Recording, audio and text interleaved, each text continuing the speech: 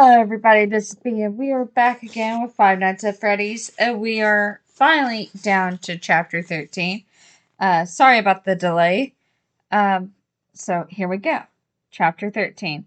The sun was rising as they emerged into the open air. Clay put his arm around Carlton's shoulder, and for once, Carlton didn't push him away with a joke.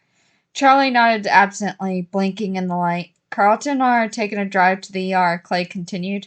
Is there anyone else who needs a doctor? I'm fine, Charlie said reflexively.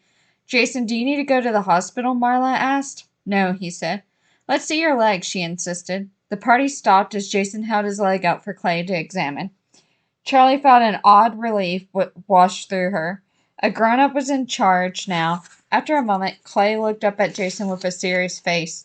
I don't think we're going to have to cut it off, he said. Not just yet, Jason smiled, and Clay turned to Marla. I'll take care of him. It might leave a scar, but that'll just make him look tough. Marla nodded and winked at Jason, who laughed. I need to change my clothes, Charlie said. It seemed like a petty thing to worry about, but her shirt and pants were wet with blood in some places and dry and stiff in others. It was beginning to itch. You're a mess, Carlton pointed out redundantly. Will she get a ticket if she dries like that? Charlie, are you sure you don't need to go to the hospital? Marla said, turning her laser-like concern on her friend now that her brother had been declared safe. I'm fine, Charlie said again. I just need to change my clothes. We'll stop at the motel. When they reached the cars, they split into what had become their habitual groups. Marla, Jason, Lamar, and Marla's car. Charlie, John, and Jessica and Charlie's. Charlie opened the door to the driver's side and stopped, looking back at the building. It wasn't just her. Out of the corner of her eye, she could see them all gazing at it. The empty mall was dark against the pink-streaked sky, long and squat, like something brutish and slumbering. They all turned away, getting into the cars without speaking. Charlie kept her eyes on it, watching as she started her car, waiting to turn her back to it until the last possible moment. She pulled out of the lot and drove away. Along the road,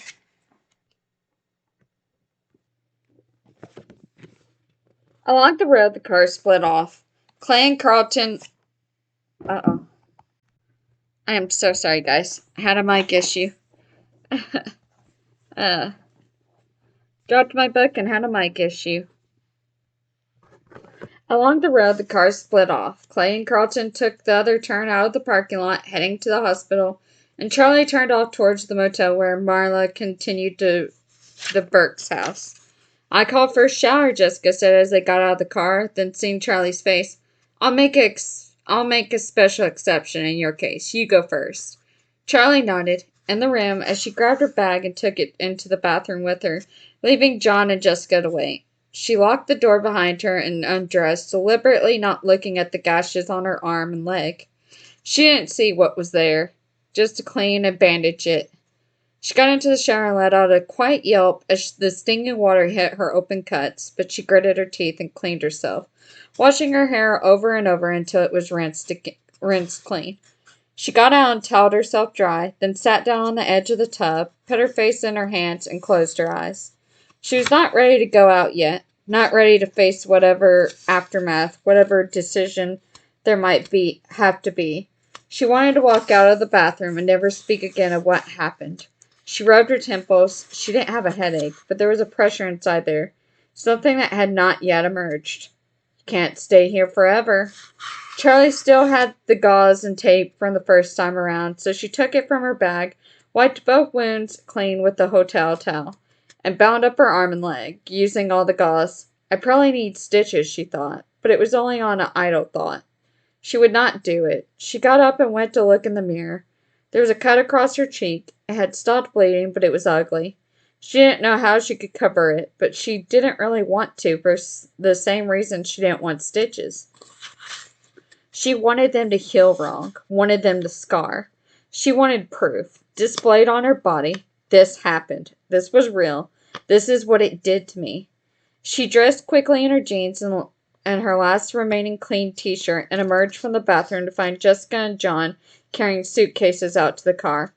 I figured there was no point leaving stuff here, Jessica said. We're all going in the morning. We may as well bring it all to Carlton's. Charlie nodded and grabbed Jason's backpack, taking it out to the car along with her own. Carlton and his father were already back by the time they arrived, and again they entered Carlton's living room, now almost familiar.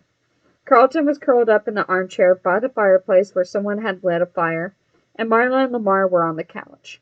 Jason sat right in front of the fireplace, staring in at the licking flames. Charlie sat down next to him, arranging herself stiffly. John joined her, looking at her with concern, but she ignored him, and he said nothing. "Are you okay?" Charlie asked, reaching up and rubbing Carlton's arm for a moment. He looked at her sleepily. "Yeah, it's a mild concussion," he said. "I'll be fine as long as no one else tries to murder me." "So, now what?" Jessica asked as she took the chair beside Carlton. She paused, searching for the words. "What happened?" she said finally. They looked at each other. It was the question they all had. What do you do after something like this? Charlie looked at Clay, who was standing in the doorway, only half in the room. "Mr. Clay, what happens now?" she said quietly. He looked off into the distance for a minute before answering. "Well, Charlie, I'm gonna have to go back to Freddy's. I have to get my officer," he said gravely. "I won't go alone."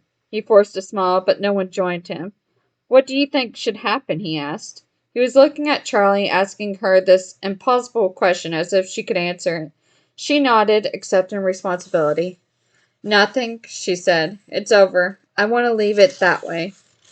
Clay gave her a nod, his face impassive. She could not tell if it was the answer he was looking for, but it was all she had. The others were silent. Marla and Lamar were nodding, but Jessica looked like she wanted to protest. "Jessica, what?" Charlie said gently, realizing the unease that her friend wanted her permission to disagree. "It just seems wrong," she said. "What about everything? People should know, right? That's how it works. That guard, he murdered all those kids, and people should know." "No one will believe us," Jason said without looking up. "Officer Dunn," Jessica said. "Officer Dunn, he died in there.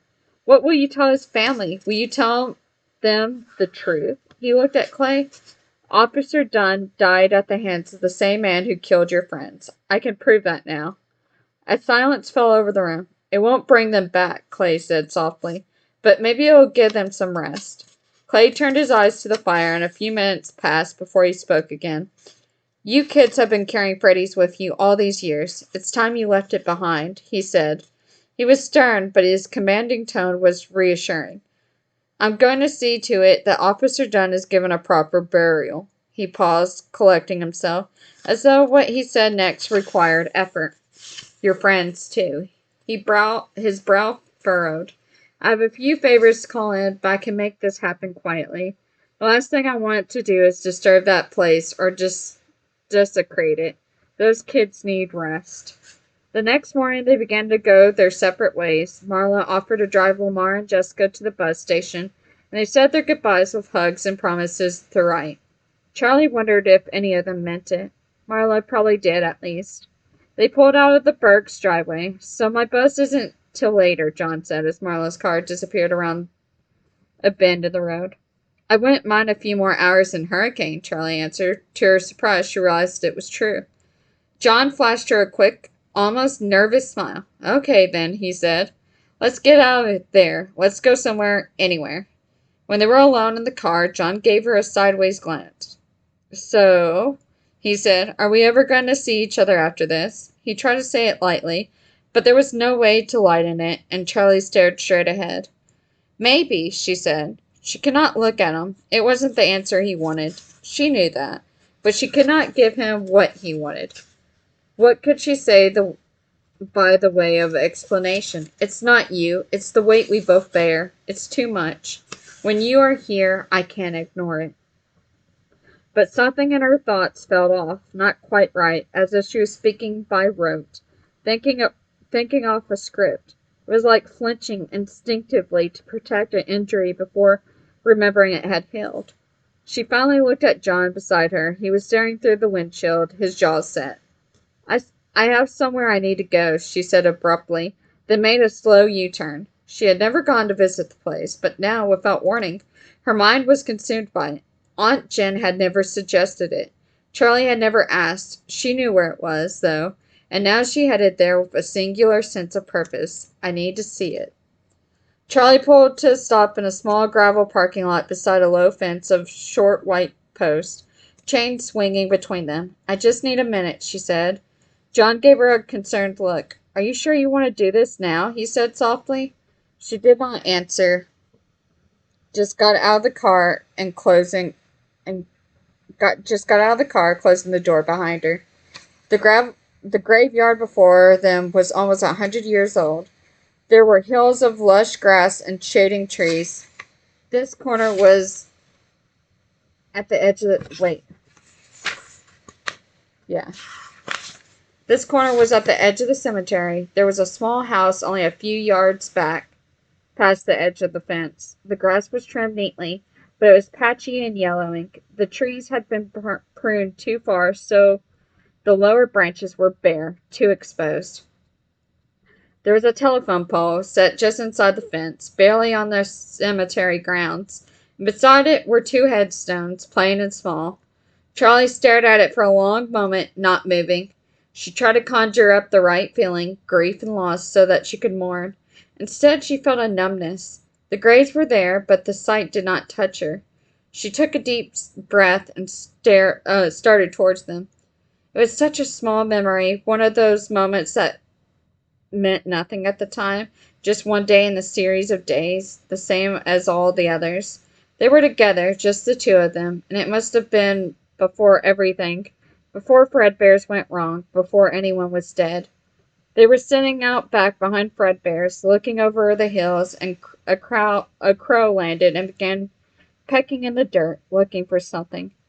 There was something about its sharp, darting movements that struck her as the funniest thing she had ever seen. Charlie began to laugh, and her father looked at her. She pointed and he turned his head, trying to see as she did, but he could not tell what she was pointing at. She could not get it across to him. She did not know the words, and just as her excitement was about to turn to frustration, he saw it too, and suddenly he laughed and pointed to the crow. Charlie nodded, and he met her eyes, looking at her with an expression of pure, boundless delight, as if it would fill him to bursting. "Oh, Charlotte," he said. Oh, that's the end. So that was the last chapter, so I hope you guys enjoyed, and that was really, really short, but I enjoyed it. I definitely got tired of Charlie halfway through, but, it's to be expected. We'll probably see more of Charlotte in the next book, because I have a feeling, obviously. But yeah, that was it. I hope you guys enjoyed, and I will see you in the next video. Bye-bye.